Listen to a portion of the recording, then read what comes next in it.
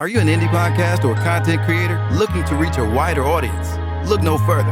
Introducing Podcastic, the ultimate podcast network designed exclusively for indie creators like you. At Podcastic, we believe in the power of unique voices and fresh perspectives. We're here to amplify your passion and creativity, connecting you with the growing community of engaged listeners who crave original content. Podcastic is more than just a platform.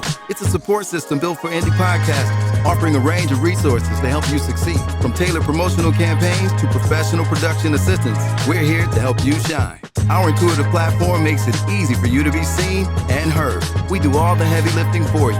You just show up and create. Plus, with our advanced analytics, you'll gain valuable insights into your audience's preferences, allowing you to refine your content and grow your fan base. Ignite your passion, expand your reach, and thrive with podcasting. Visit our website at www.podcasticlife.com to get started. Podcasting, the home for indie podcasts and content creators.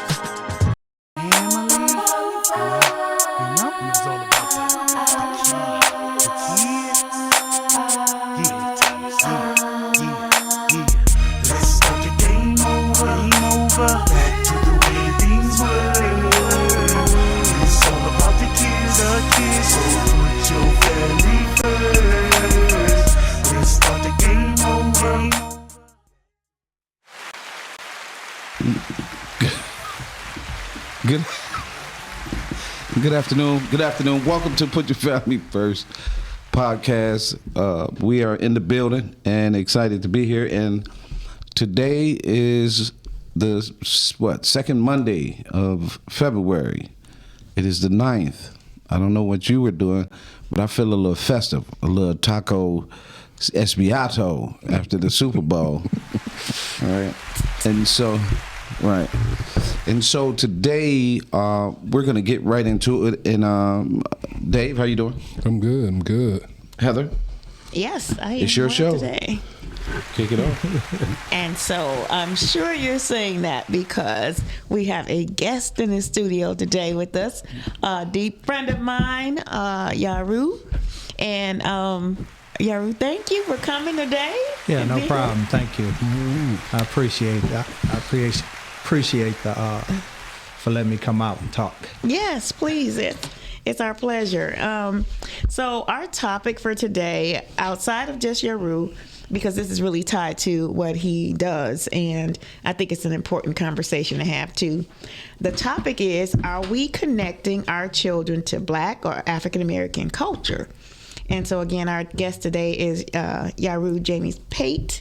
And this is just my framework. Of course, you know, I always try to frame our conversation with a little bit of introduction and backstory. So this is some information that I picked up. It says, in light of Black History Month, we are exploring our understanding of connecting our children to Black or African American culture.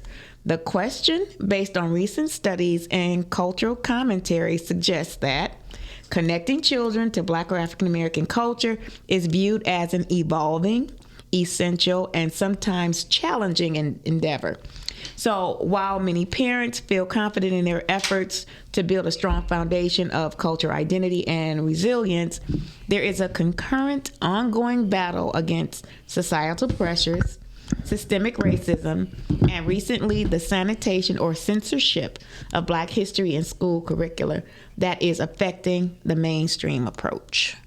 And so what we're going to do, we're going to just kind of have a short dialogue with Yero, get to know him a little bit better, and then really get into some discussion questions to rate how each one of us believes we are doing individually, and then how we're doing as a community. Is that good for everybody? Yeah.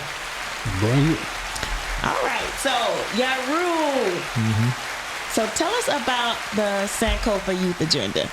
So, Sankofa Youth Agenda, like right now, we are actually not doing it right now. We actually dissolved it. But it was based on building leadership as far as for youth. At the one time, we was basically just focusing on young men, and then we branched it out to women, young ladies. And, the thing is just to teach leadership, teach them how to do different things in their community, teach them about business, things of that sort. Because stuff that we need that they're not really getting in school, You know, so that was our agenda at the time. Okay. And so how did it get started, though? And who was involved in that? Well, brother named Camboy, you know, he was talking to me, and, you know, we just felt that we needed a difference, something different as far as, you know, for our youth.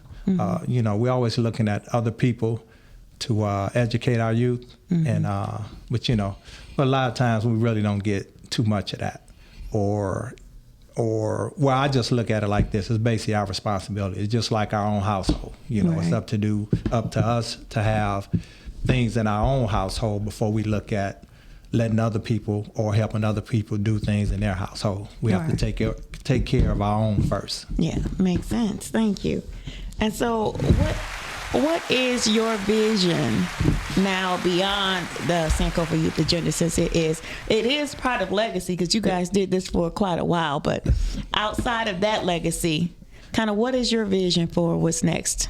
Yeah, now, you know, because now I've been focusing on doing relationship discussions, and then recently, you know, it just came to mind of me looking at doing something as far as with Black culture. So when you was reading this or whatever, I was looking at that, and for people to understand what is actually Black culture, you know, even though we know it's diverse, people have their own view of it. But a lot of people really don't understand what Black culture is, or really know what Black culture is. But when we look at far as our youth, you know, we have to look at that.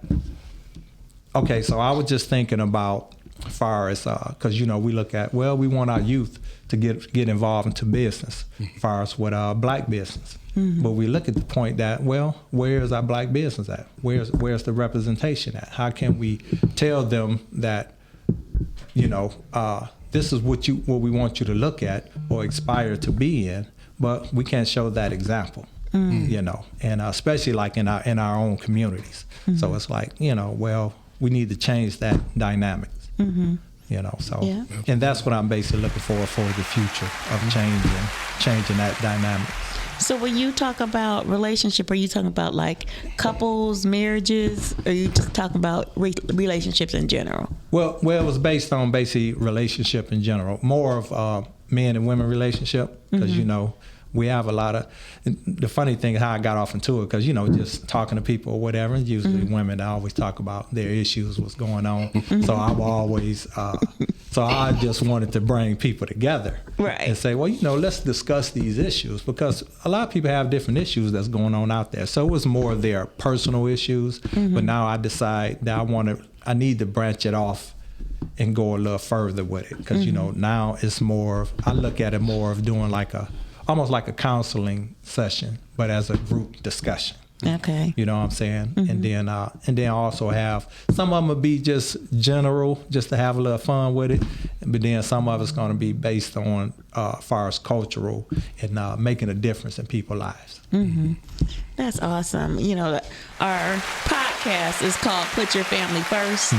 And really it is about the restoration of family, because we have to, just like you said, right? We consider ourselves a voice in the void, right? A voice in helping answer some questions. We always have been solution focused. Now, we always have discussion, but we always want our listeners and our viewers to leave with some direction, some understanding that there is something that everybody can do. Yes. We all have something to contribute. And that's a really big part of this understanding. And to understand, really, when you talk about community, you are talking about families. Right. You know, that's really at the center of this whole conversation. We have some folks watching us today. Hey, Dr. Batonji, thanks for being here. And good afternoon to you, too. Brittany is watching. Hey, Brittany. So let me ask you, brother, since this is a topic, are we connecting our children to Black and African American culture? And we're talking groups and discussions, right? One of the things that it always surprised me when we see these relationship shows and having conversations about relationships, why marriage is not the center, but the controversy is. Why do we always have these conversations about where it's like we're running in mud, right? Right. She's wrong, he's wrong. Yeah. He's not accountable. She thotting. He a player. She pimping. Right. We got all these dynamics in these conversations that when you cut the camera on, as we see on some of these episodes, you start hearing some of the diabolical stuff that people are doing in relationships, right? And then they never understand, they never come to the conclusion of why. So people, it's like they're benefiting off of the under construction of a relationship and family, right? Right. And so I don't understand, like, if we're talking about group discussions and then connecting African American culture to our children, how do we do that in a group setting, right? It's, and what it looks like for your next one on relationships, because I'm a big, like we talked before, I'm a big marriage guy, right? And I think that a lot of times that I listen to men and I hear them, and I listen to women and I hear them, and I think we all self-sabotage, right? Because the effort that it takes to be in a marriage, right, with one person, we always find the conversation that something is wrong with that other person, or they're just not right. And the 70% or the 60% that they might be, so we can work toward the 100 together, we get off at the 60. You know what I mean? So how do we connect the African American culture to these group discussions about how important it is to marry? Yeah, well, so a part of my discussion, which I will have a discussion based on marriage and relationships, as far as but people that may just be in committed relationships, right? But things like that, of course, you start off with solutions. Well, you don't really start off with solutions. You basically start off with the problem, because a lot of people have a problem, like you say. It's people like when people look at these shows and everything, because people get involved because they want to see all the dysfunction that's going on, and but like you say, but the point is you still got to have a solution at the end of all this or whatever. But I've been reading different books as far as on relationships, and so I think when it comes to, because even looking at, I remember asking a question, because it's going to have to be also like some parental discussions that's also involved in the marriage discussions, because they need to understand, are you representing what you want your child to see? Because kids look at it, because a lot of times I remember talking to a person and we would say, I remember them, well, one of the discussions I had, they were saying that when you have a household with the father and the mother, and then even though they not having a good relationship, is it still, should somebody leave, or should they stay there just to show the example of the father and the mother being in the household, because they figure that it may be beneficial to the kids, and then some people say it's not beneficial to the kids. Right. I mean, so that's like a discussion that would be in that to show, okay, well, what's best for the kids, right? Because you have to have an example for them for when they go out into their relationship. Yeah, a toolless household cannot repair itself. So if you don't have tools, true, right, and you are existing in this environment, it's going to be tough for you to maintain. So I agree with you there. I know Dave is itching. This is in his wheelhouse. You know what I mean? Yeah. Well, and you gave a good example.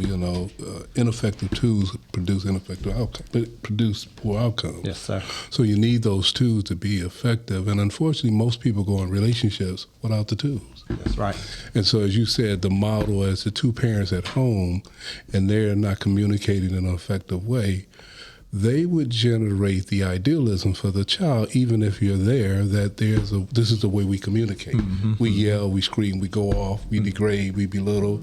We're not there, we're hanging, we're doing all these things that the child is observing. So when the child, you're ready to step into the world, because the parents are the first resource of the world, when they step into the world, they go with them ineffective twos. So now they get in a relationship, and then the relationship begins to falter. Well, where did it come from? We're not a product of now. We're a product of our building of yesterday. Yes, sir. And so that's presented in that relationship as we go forward. So if you saw your father on Friday, he leave to go hang, and he come back on Sunday, that seemed to be normal routine. So now when he get in a relationship, he going to emulate his father and all his father's friends. Right? That's the village raising that child, right? And as if he had one. Right. And so now he gets in a relationship and he figured, well, I'm here, I'm married, but I got to play a little bit. He emulated what he come from. Ineffective too. Yeah. Because that's what he thinks. That's what he sees. Yeah. So being able to go into a relationship informed first. The scripture tells us my people destroy because of lack of knowledge. You need this information to turn into knowledge. This knowledge you're going to turn to a level of understanding, and understanding you're going to turn into a level of clarity so you can pull wisdom. But if you're walking in darkness and ignorance, how are you going to walk into the wisdom of light? Right. And that's what we see our children doing. Yeah, people, and it's replicated all the time. But I also feel that, because a lot of people don't do counseling, far as before they get married. And, and I think that's a good idea when people do counseling before they get married. Even with the discussion that I do, even with a person that may not thinking about getting married, or they may just maybe be engaged or whatever. But to sit down and actually talk to people who done went through things in their life, and then they will have that better understanding. And then they also learn how to deal with conflict. Right. So you got that conflict solution that's in there. But you understand, okay, well, these people been married 5 years, or these people been married 20 years. And of course, they went through things. So the thing is, now you learn from what they went through. How would you handle that situation? How would you deal with that when you coming up in your marriage or whatever? Yeah. So, you just learn things like that. Well, I think that's the power of the covenant. I had this conversation quite a bit in terms of sharing with people, because I know a lot of single brothers. You know what I mean? Hey, Miles, it's all good, bro. It's all good. I'm trying to. He got the nerve to say that when he said, "Did you send you that? You sent him that text you sent me?" Oh, the funny one. Right. Yeah, no, I ain't sent it to him. You can't say it on the show, but yeah, he talking trash. Right, but the truth, right, is that we know that finding and working, once you do find, it takes that process. A lot of people will see a person and be like, oh yeah, we can, and then you 6 months in, 7 months in, you trying to figure an exit plan, because again, we have these things of where we set boundaries at such a low level that the relationship is in danger anyway. Right? Because we don't set a boundary at a high level of how I can, in a relationship, we set them at low. But the thing about marriage, and I said this, and I say this because the United States will not save itself with single households. Right. The United States right now has way too many single households. They have way too many people by themselves.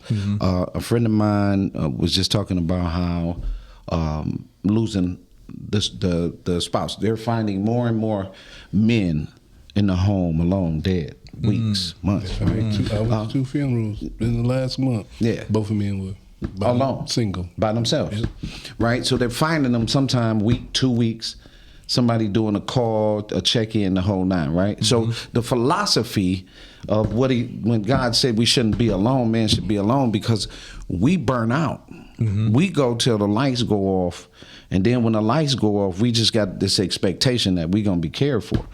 But in a marriage, in a process of a marriage, the covenant is the thing that we failed on. And I say that we, because I'm including myself, right?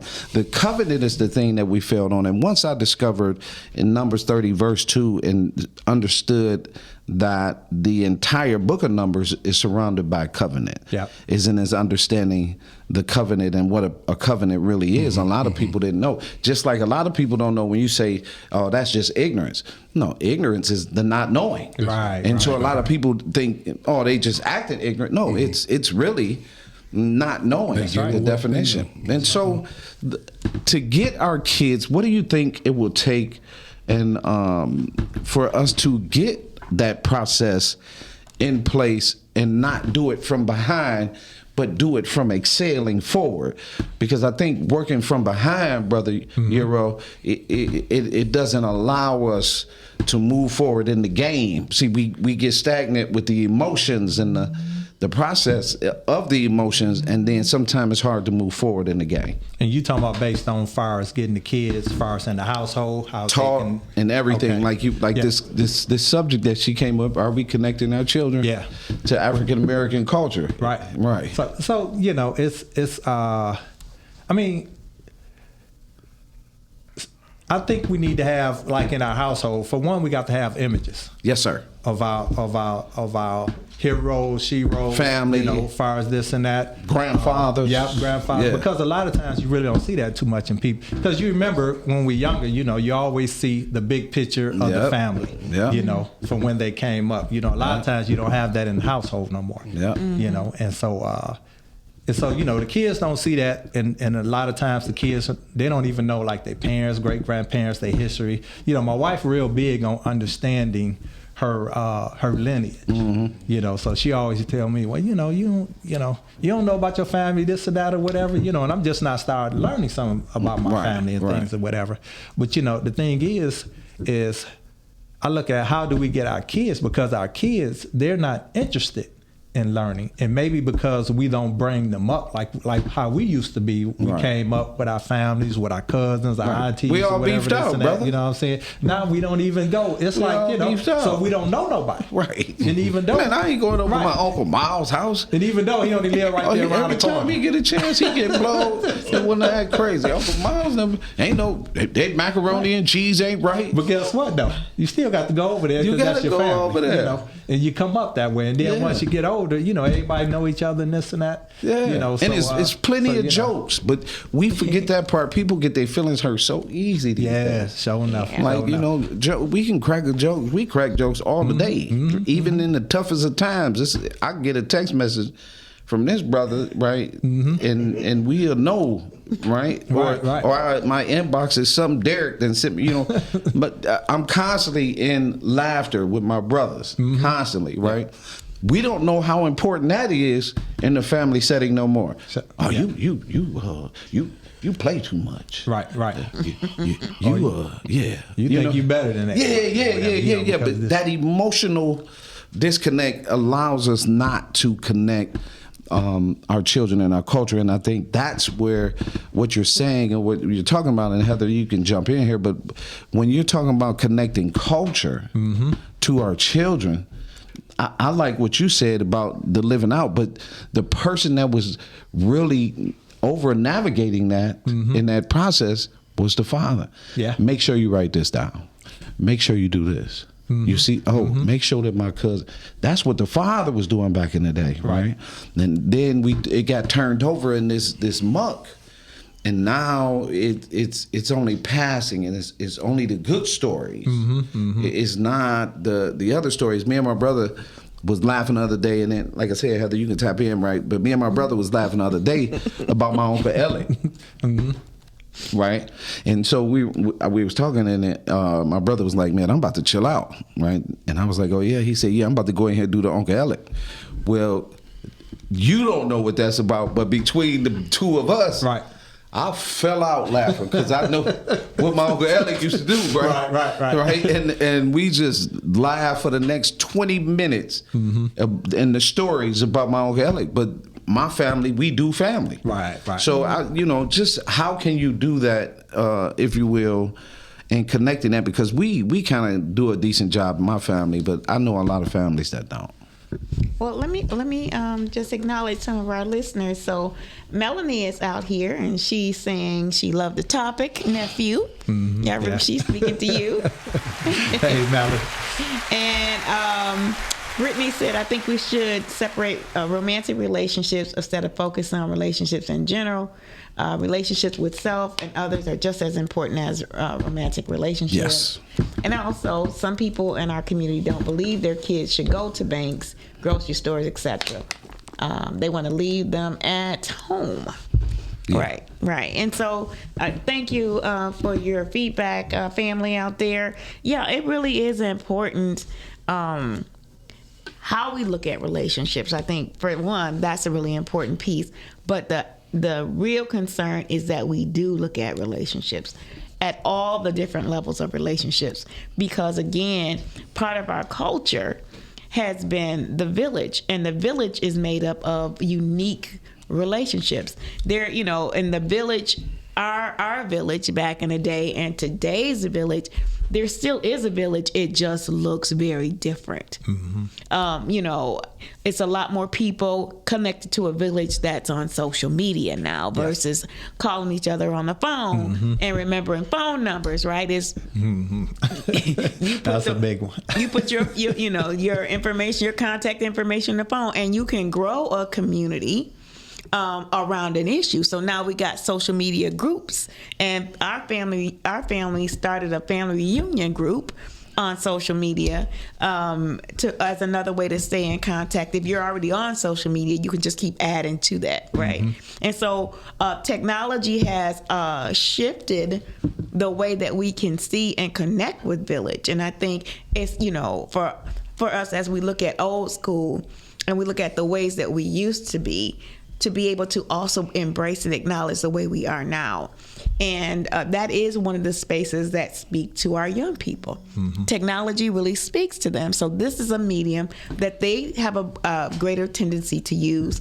I think all of us could use it more responsibly. Yes. And that definitely needs to be taught by the village, because there's a lot of tragedy that's also shared using this technology. And, it just blows my mind, the fact that people will stop and use their phones and things like that to record the worst of what's happening in our culture and community.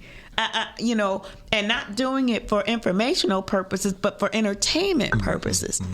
I think those kind of things destroy the fabric of our village, the fabric of our culture, when they're taken out of context, or when the context is only entertaining. And so I think we have a lot of work to do in that area. Okay, well, let's work. Here was our first question. Go ahead. Let's work. Go ahead. I'm sorry. Yeah, can I say something real quick? So, and we was talking about based on, because in understanding me as a youth, when I came up and we talk about the village and the environment, to even understand relationship with women at the time, because I would watch men in my community beat their women.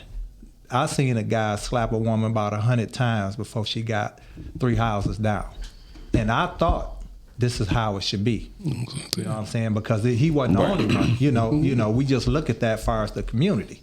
You know what I'm saying? And but this is where I came up at. And so understanding that, you look at, well, this is how we ought to be when we come up with our women. You know what I'm saying? And but it's not. But the thing is, this is what we see. This is how we learn, because of the community teaches us. When you don't come up in a thriving household or whatever, when you have a man and a woman, there's no respect, or is there disrespect? Yes. In the household, because this is how we learn. And there was another thing you was mentioning that I just feel, like I say, it's just more of, it takes the village. That you was talking about as far as technology. And like you say, with technology now, this all it is, because they rather, you see kids out there all the time. They thing is, we're going to record. We want the fight to go down. I remember I used to get out there and try to break up the fights. Yeah, because you get paid for it. Right, but they would get mad at me. It been times where they threw books at me. I'm breaking up a school fight, because I'm like, y'all just sitting here recording and everything, because I remember one case, it was a boy that got stumped so bad he got killed. And then now the next day, now they in counseling, but I'm like, didn't nobody stop it though. Yeah. Right. You got to have them tools. Sure enough. Right. You got to have them tools. So this first part of questions, this is how we are rating ourselves. So if you're listening out there, you're rating your household and then what your perception is of the village or the community, of our culture in general. So the first question, emphasizing the village. The African American community continues to prioritize It Takes a Village, creating strong, interconnected networks of family, friends, and community members that offer emotional support and protective, nurturing environments for children. How do you rate your household with that question first? If you look individually, how do you rate your household? And then we'll look at outside, how do we do that as a community? I'm the man. That's why you got an extra N on your That's why you name. got You're the man. We bring it together, right? The village is led by, right, men. Right. Yeah. My village, my circle, where I would rate it, I'm surrounded. In your household, the area that you can control. Yeah, I would rate it 8. I'll give it an 8. Right. 8 out of 10? Yeah, I'll give it an 8. It could be a 10, but I'll take that 8. Okay. Yeah, I'll take that 8 though, for real. Dave, how about you? I go with 8 as well. And I always believe that people fluctuate. So I would go with the 8 because when I think about, even with my former wife, I have a relationship with her that's bonded, not just with her, but the village, which is her family. So we do Bible study together. We celebrated my daughter's birthday.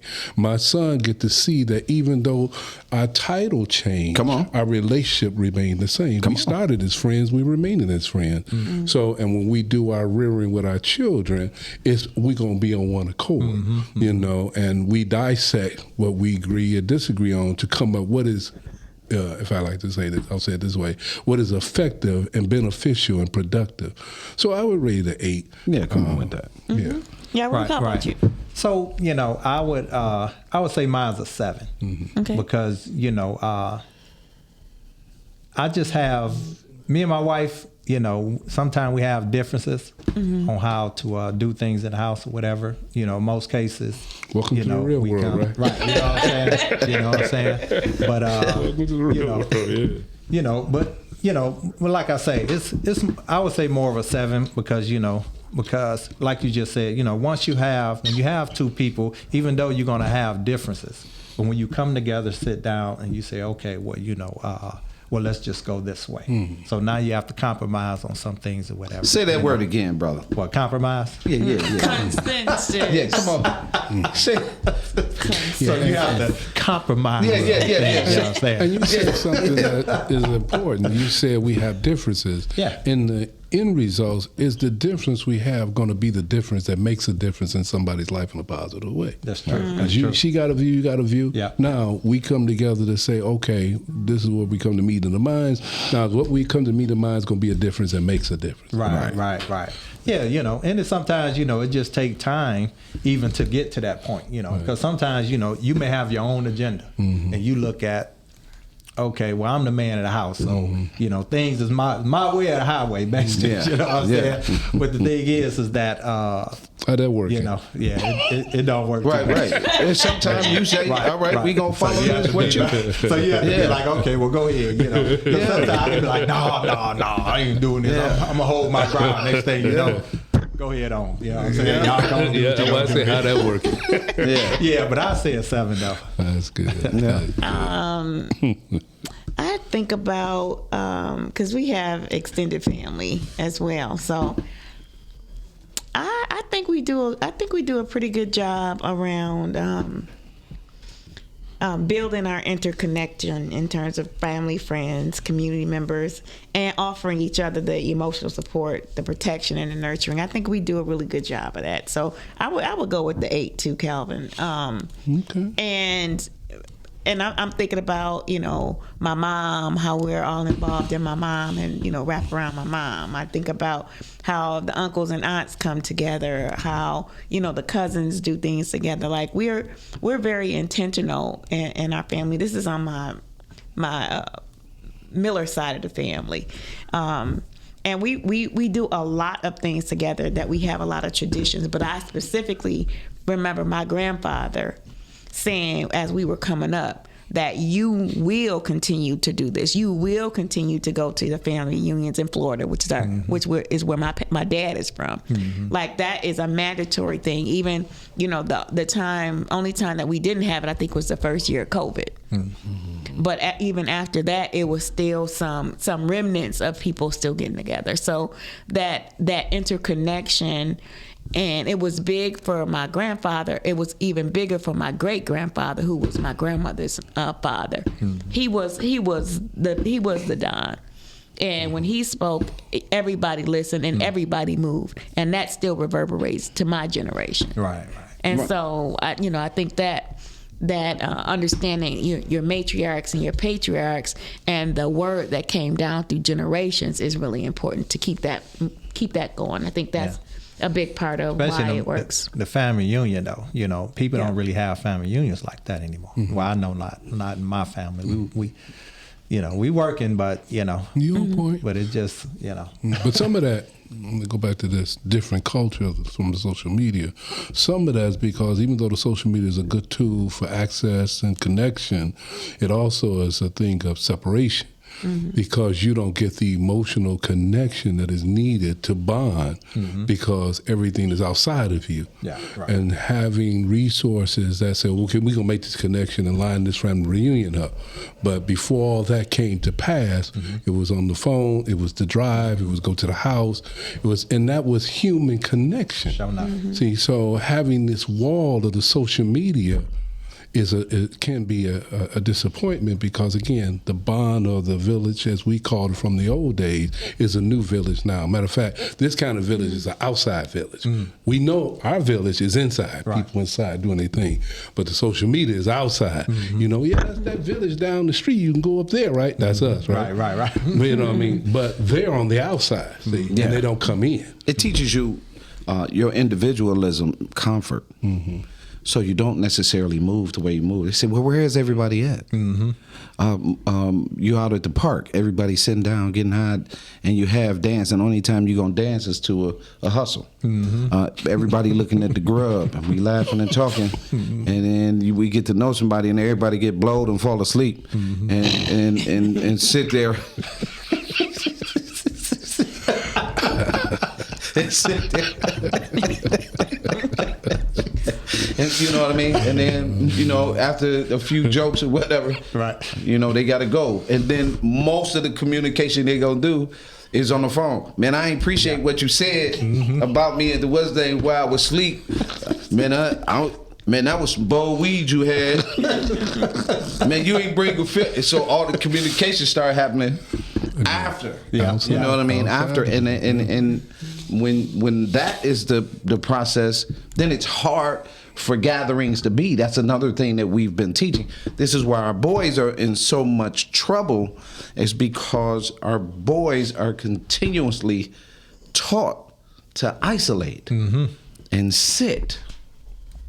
And now, because they got this relationship with this game, or they boys, so even the kids would be sitting across from each other texting each other. That's crazy. You know what I mean? Instead of talking right here. Yeah. You say what you gotta say. No, because I'm trying to say something stupid that only the person across you, right? In private, right? And so we're isolating, and the isolation is why they're able to get away with so much. And it's the same process with our kids. Our kids are able to get away with so much because of the comfort of the parenting that we are applying. And so our boys are messed up, but and our girls are messed up, right? Because of the way we are. Messed up. Yeah, don't let me. You'll be all right. You can handle it when it's your turn, right? And so, in that process, right? See, how's that working? Yeah, right. In that process, this is why we became coming in. Yeah, this is why we become so, for us as men and who have mentored. This is why we're so valuable. But we think that, a lot of times they think that it's it's cheap. It's for my son. I really don't want to spend no money, right? And then running by everything that he don't need and hate to pay for something that he do need. Sure enough. Right? And I would not be the man that I am if it wasn't for the men who raised me. And I'm talking in every book. Anytime I speak, I take these men with me because I acknowledge the importance of the wisdom. See, we forget the male carries the wisdom, discernment, the gift of protection, and we think we start taking that away from the boy, and then when he's switching and smacking his lips, the only knowledge he got is the one that you taught him. Sure enough. Because he been in that environment where it was all constructed under feminism. But give a boy what he really needs, he'll become a protective force to what she really needs, and together they could build a family. That's why they tore apart, and that's why the system has worked at it, and now it's happening to the dominant culture, and they're going, hey, wait a minute. That's not supposed to be happening. That's only supposed to happen to them, right? Right. But culturally, on our part, where we're losing is we don't galvanize the history that we come from. That's why I always mention my grandfather, my great-grandfather, where they come from, my mom, my grandfather's building churches. That's why I'm always bringing those into play, telling the kids, and I got stories, and I can pour the stories into the mentees. And me and Dave, because we work with these kids, we're always pouring stories in them, not to distract them so much, but to get the story in a system that these things are possible. You know what I mean? Yeah. And I think that's what our village, that's why I said 8, young lady. Because, you know what I mean? You heard my brother Dave say 8. And then you came behind and said, because we're cultivating families. See, I remember when I had one of my youth group that I had, and we had a session, and so I walk in, and I'm looking at maybe about 20 kids there, but everybody's just on their cell phone. I'm like, nobody's saying nothing. I'm like, I come in this place is quiet. Like, what's going on? So I made everybody turn their phone off. Get to know your people. Get to know that person next to you. Go over there and talk to this person over here or whatever, because that's what we meant, that communication part. So we'd rather be on the phone texting, and actually you're bored there because you're just sitting there texting. My thing is, nope, turn the phones off. Y'all get to talking around here. Because we all can come into a place and we gonna talk. Because we came up this way, maybe because we older or whatever, but I just believe it was our generation. Right. But this new generation, everybody got to have their phone. You look on the bus, you look anywhere you go. You got everybody standing around, but everybody just texting. I just be looking like, do anybody say anything anymore? No, they don't say nothing until it's over. Well, Here lies Bobby. and here are a few comments from our listeners. We have Mark. He was mentioning that they hadn't had a family reunion in a while. He said he missed that. And he said he also missed the road trip with his grandmother who had fried chicken wrapped up in aluminum foil. Oh yeah. My mom did the sandwich bags and tied a knot in the chicken. Right. I missed that too, Mark. Thanks for sharing that. So as we think about that question about the village, overall with our culture, what would be the overall rating when you look out into community? How are we doing as a community around? How are we doing as a village around connecting with each other? Well, what would be the rating? What's the rating? It's kind of tough. With kids or just us? In general? It's the network of family, friends, community members that offer emotional support and protective, nurturing environments for children. So before you get in that, you was talking entrepreneurs earlier, right? And how we were saying what we needed to, black business and the culture and things like that, since it's historical, right? But you no longer prepare the child to be the worker at the business. So it's very difficult for a child to come in to get a job because you're telling them how they're supposed to be, and they're not conducting the type of respect that a household, the one thing that you can guarantee if you got one of my kids, a Dave kid, they going to work, right? And they going to present themselves in a respectful manner. They know order, right? And so, but in some of these areas when we talk about the business, it's hard for you. I think that's one of the biggest failures to black business anyway, is not training our children to be supportive of black business, not just from a standpoint of understanding, but a standpoint of growing in a business so you can see that this is what it takes to have a business instead of skipping. That shortcut and the hustle we taught is really hurt a lot of children. But as far as what you were saying about the village, Miss Heather, the rating of the overall village, I just say it's in pockets because poverty has consumed us and single households have consumed us. So we have to really look at it's in pockets. It's just like the communities. Rosedale is one of the black influent communities. Yeah. Rosedale Park, right? You go to some other communities, you gotta play that understanding. So I don't know if it's as high as it should be. Overall, I don't want to put my neck out there yet. It's tough. You say it's tough, I say it's bad. It's So tough. are you looking at a 4? See, because like he was saying, it's different areas, it's different pockets. Yeah, because if you look overall, Yeah. I can say about a 4 because we don't have that. Because like back in the '60s or whatever, they have that. Let's look out for the people. Mm. Even though we do have a lot of organizations out here that's doing things for the youth, like you guys' organization. You got the new era. And then you got a lot of organizations out here doing things, but overall, I just see it's hard. Can we agree on I say 4? 4 or 5. Yeah, I give about a 5, but go ahead. Yeah, I would go with that because, and I think I got my numbers right. In 1958, Highland Park was the most beautiful community you could ever go into the United States. You go to Highland Park now, and it's a disaster zone. Sure enough. And so, how did that happen?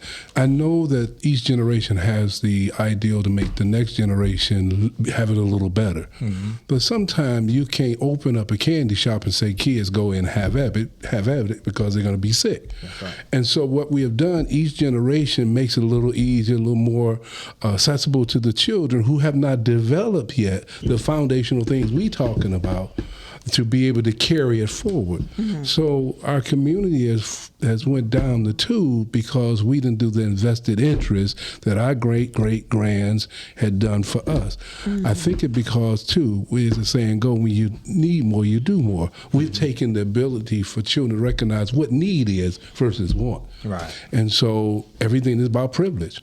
I want it, I should get it. And so what we do, you got a 4-year-old, and we're talking about a number 4, and they got a phone, and they just doing their things. Well, you're already setting them up subliminally to end up down the road. Right. So we have done such a disservice to the foundation of the family.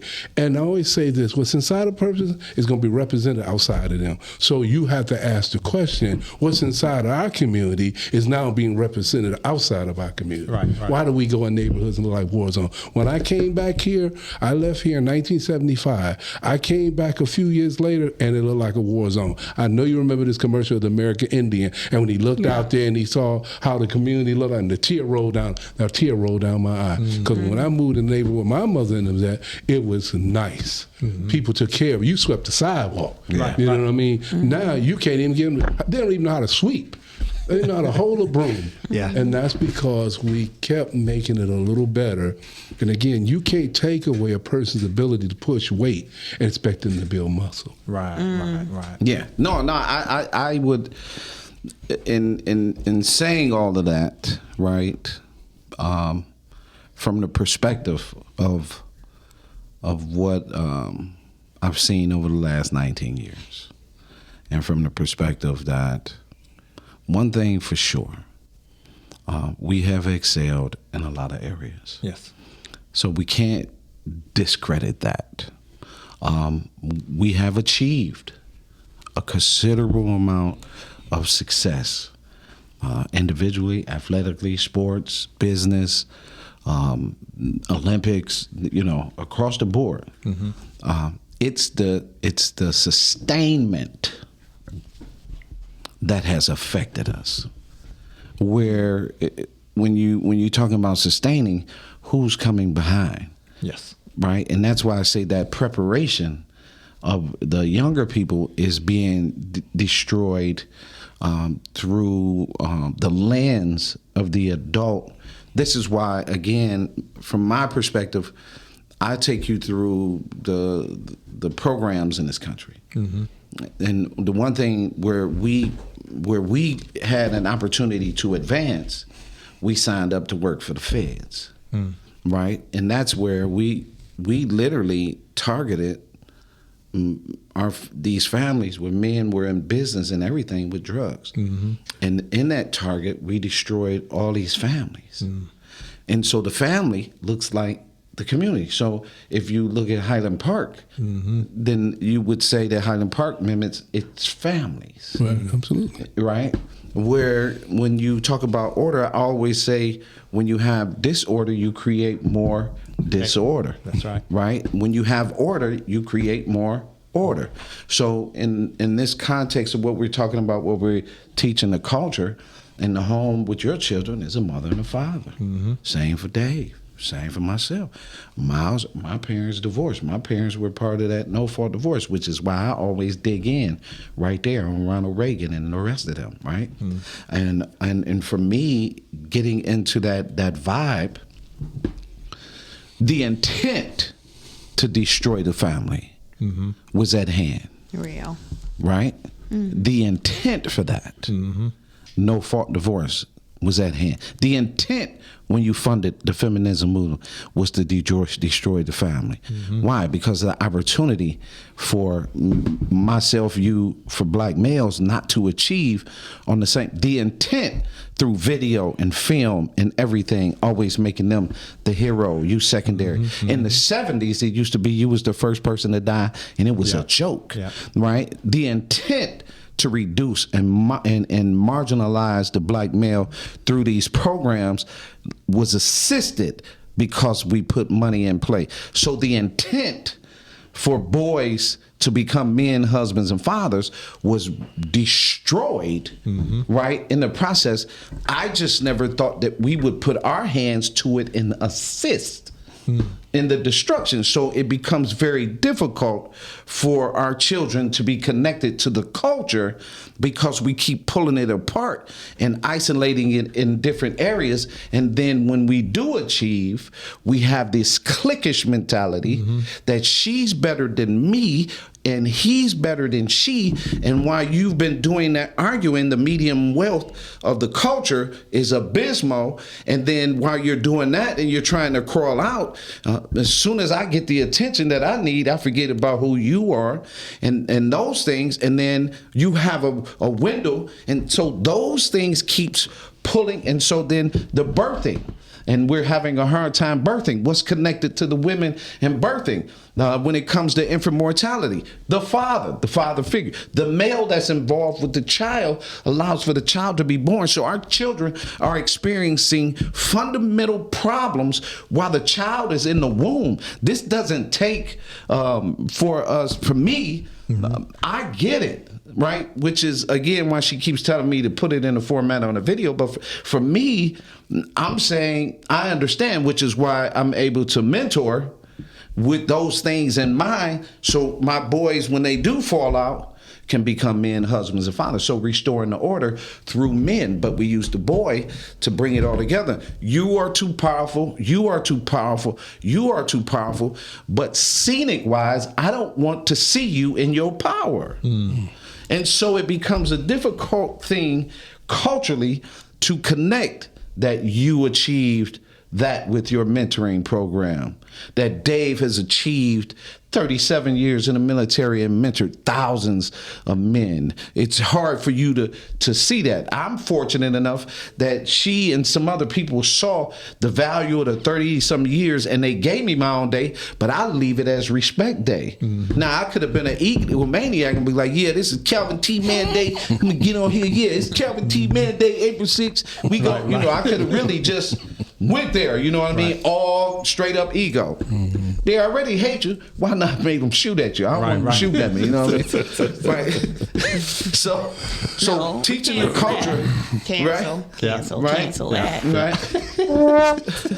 So teaching the culture about our culture really was in the hands of us. Yeah, for sure. We cannot let nobody else teach. Stop letting people try to teach your culture when you're supposed to be teaching it. There you I'm go. done. You are, because we are. It's 5 o'clock. It's 5 o'clock. All right. It's 5 o'clock. So we have a little bit more time. Right. So, Yero, so we know you have a discussion group coming up in March.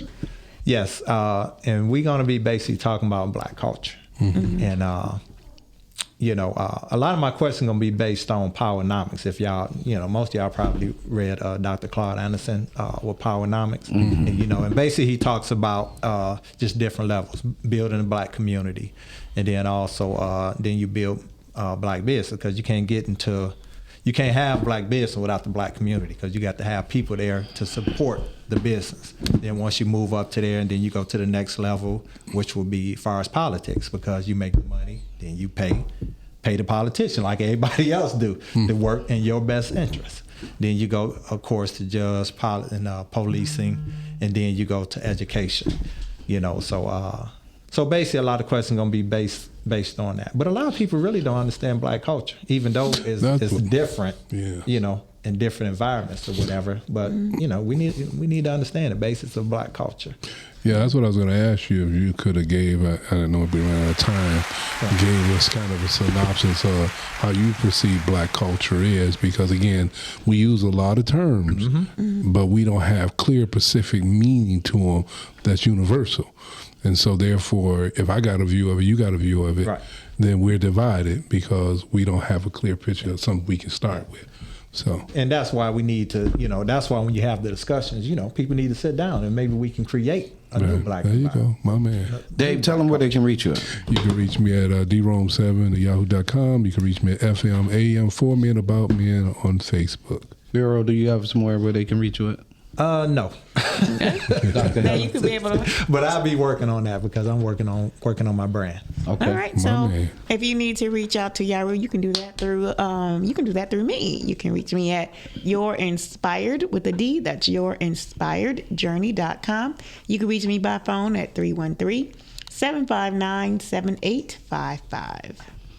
You can reach me at calvintman.com. Considering what today in this conversation was about, it's a serious conversation, and we made light. The one thing that I want to bring home is that you have the power. You don't need permission, and I don't know why people keep asking for permission to do anything in this country. I don't need your permission to be who I am and what God made me to be.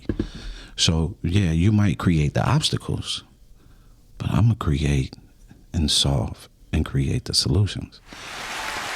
We have no choice but to do.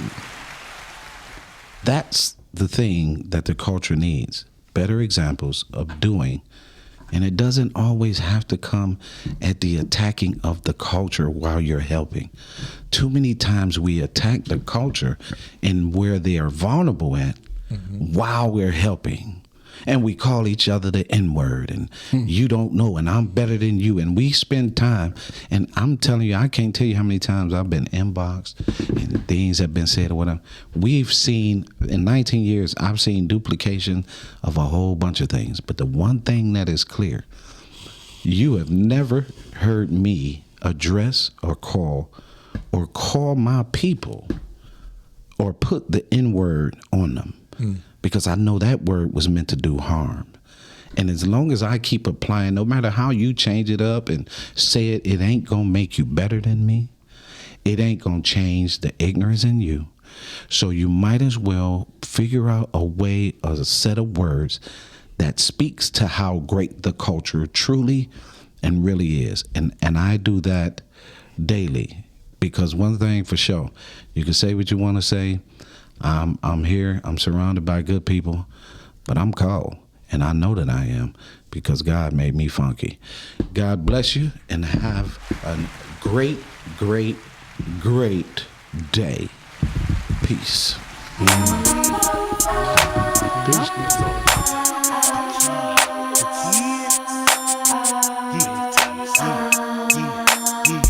Let's start the game over.